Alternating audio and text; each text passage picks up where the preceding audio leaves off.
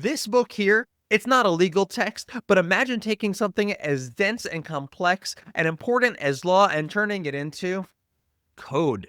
Back in 1986, a group of researchers attempted to translate one of the most complex laws in the United Kingdom, the British Nationality Act, into a series of automated axioms in Prolog. And let me tell you, it's one of the coolest intersections of computer science and law that you've probably never heard about. This wasn't just for fun. It was a bold attempt to use computers to reason about laws in a way that humans could understand. In the 1980s, expert systems, a type of artificial intelligence that attempted to mimic human decision making, was all the rage. People thought computers would soon be diagnosing diseases, designing bridges, and interpreting laws. In this context, the British Nationality Act was groundbreaking. Researchers at Imperial College decided to translate all that legal reasoning into code using a paradigm called logic programming. Their tool of choice? Prolog, a language that excels at expressing rules and logic. For example, if you wanted to encode "you're a citizen if your parent was a citizen," Prolog could handle that elegantly, step by step.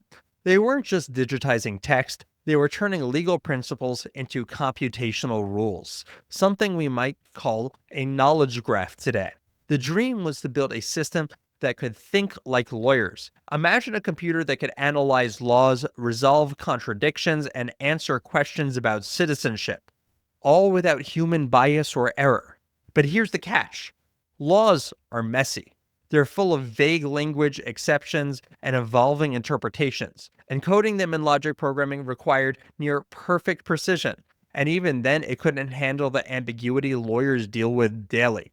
On top of that, expert systems hit a wall. They were brittle, hard to update, and couldn't scale with the complexity of real-world problems. The British Nationality Act experiment, while brilliant, became more of a proof of concept than a practical tool. Fast forward to today, and we're seeing a renaissance in legal tech thanks to large language models, or LLMs.